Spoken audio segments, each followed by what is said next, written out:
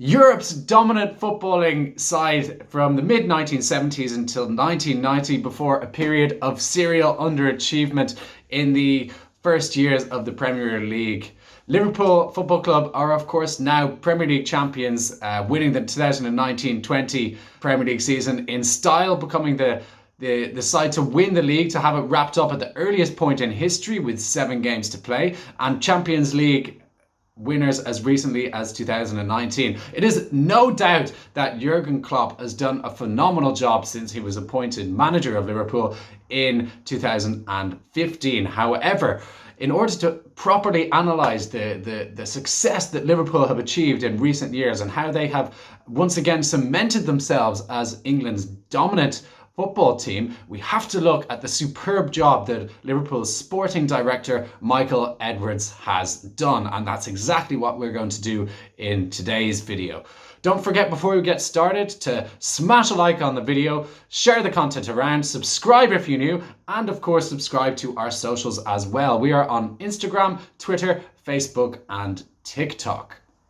Now, Michael Edwards first joined Liverpool in 2011, and he was appointed Head of Performance and Analysis by former Director of Football Damien Comolli.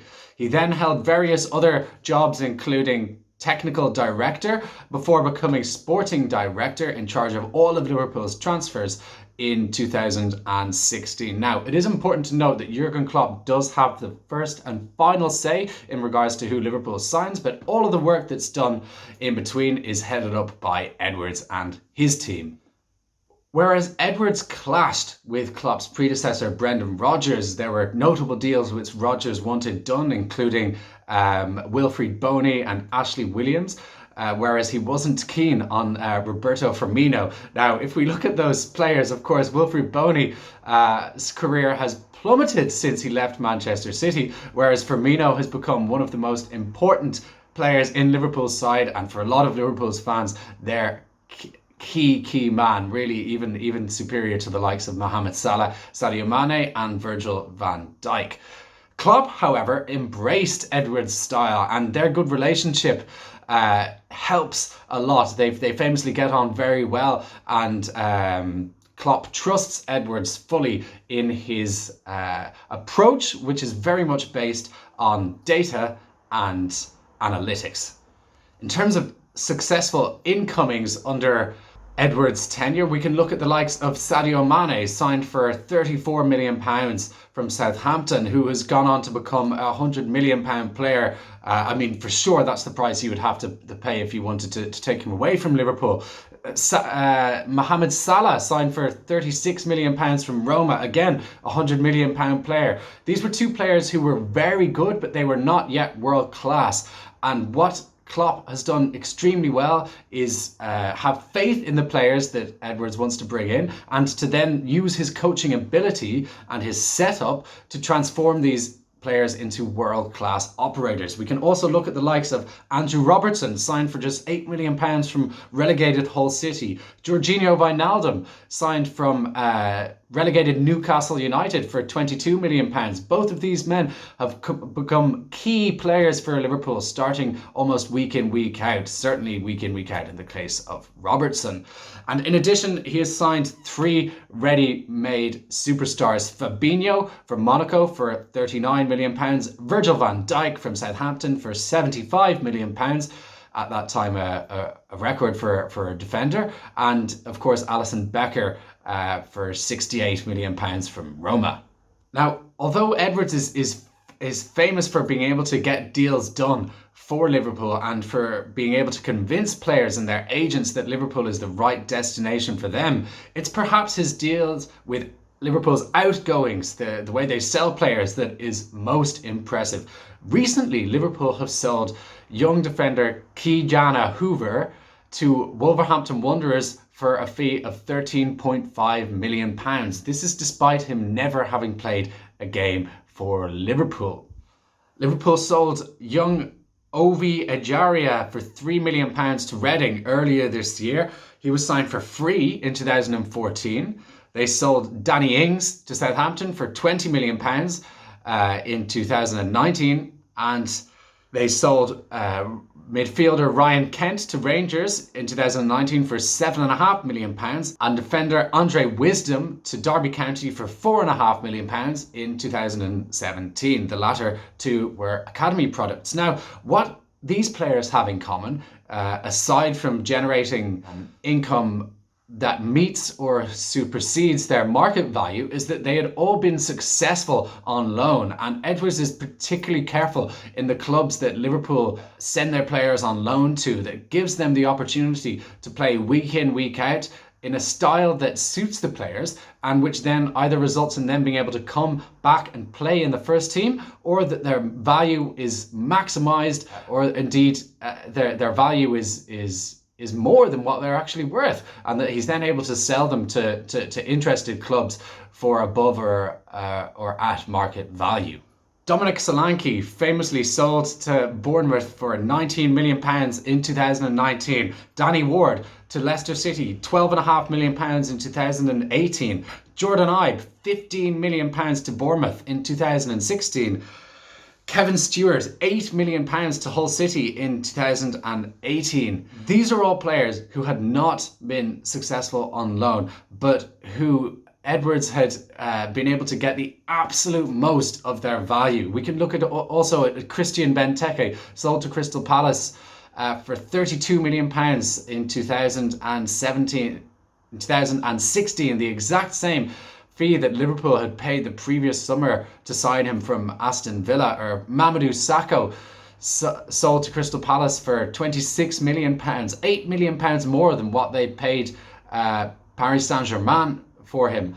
What he's doing here is overselling the value of these players, really maximizing their potential. These are all players who are have not yet entered their prime. In the cases of some, they're English, so you can look at Jordan Ibe and Dominic Solanke in particular, and of course there's Premier League clubs have to have a certain quota of homegrown players. So English players who are of course homegrown often have a higher market value than players who are not homegrown for that reason. But in the cases of Benteke and Sakho, although we can look at those players now and say, well, those deals haven't worked out, or they weren't worth that amount of money. Certainly Benteke has failed to live up to the height since he moved to Crystal Palace permanently. He was at the time of sale Belgium's main striker, and Edwards' ability to tap into that, and in the case of Sakho, the fact that he was a recent France international, is exactly why he was able to sell them for the prices that they got. But for me, the most spectacular one is Danny Ward, sold to Leicester for £12.5 million when he was Liverpool's fourth choice goalkeeper. To put that into perspective, Arsenal just sold Emilio Martinez, their second choice keeper, who was arguably rivaling Bernd Leno for first team place, for £16 million to Aston Villa. Just £3.5 million difference. It's phenomenal the amount of money that he was able to get for Danny Ward. But the biggest deal of all, the biggest Liverpool outgoing, is of course Philippe Coutinho. £142 million to Barcelona in January 2018, and he was of course Liverpool's key player, arguably their best player. Yet selling him and being able to get that phenomenal amount of money for him, really maximising all of his worth.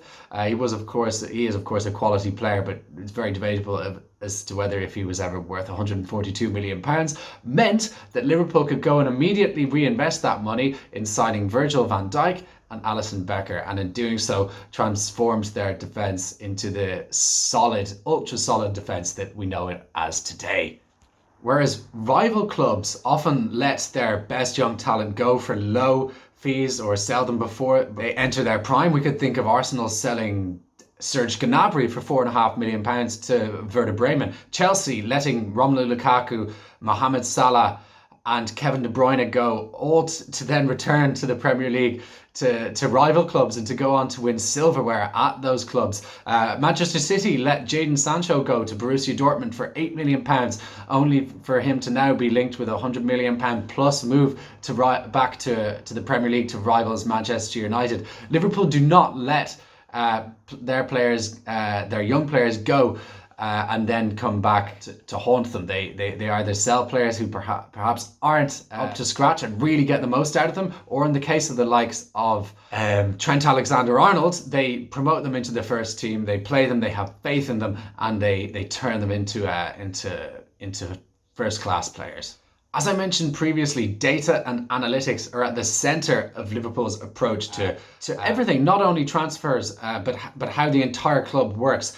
And this is extremely prevalent in the case of the hiring of Jurgen Klopp. Now, Liverpool's head of research is a man called Rhian Graham, who holds a PhD in theoretical physics from Cambridge University, obviously one of the best universities in the world. And when they were looking for Brendan Rodgers' successor, they were looking at Jurgen Klopp, who had just finished 7th in the Bundesliga with Borussia Dortmund, which is his worst season there. He was either finishing 2nd or winning the league. And Graham used his software to analyze every game that Dortmund played that season, and it turned out that they were one of the most unlucky teams in the whole of Europe. And if they hadn't done that research, they would have just written Klopp off as past his best, and they would not have signed him. And Klopp has gone on record to say that Graham and his team were key in his appointment as manager of Liverpool. Signing players can be very tricky, as Manchester United can attest in their pursuit of Jadon Sancho. And there's a saying in the game, get the agent, you get the player. And that is exactly what Liverpool, and in particular Michael Edwards, do. And since his appointment as sporting director in 2016, Liverpool have spent more money on agent fees than any other Premier League club. It's meant that they've been able to bring ready-made superstars in the mould of Fabinho, Virgil van Dijk, and Alisson Becker to the club with little competition, because Edwards has been able to convince their agents and then the players that Liverpool is the right club for them. All of this work, in addition to the data and analysis that Michael Edwards and the likes of Rhian Graham are doing at Melwood, means that Klopp has the absolute best tools at his disposal in terms of the players that are coming in and the money that is coming in from player sales, so that they can maximise all the potential that the squad has. And it's turned Liverpool into the best side in England and one of the most dominant sides in Europe as well. Guys, thank you so much for watching this video today.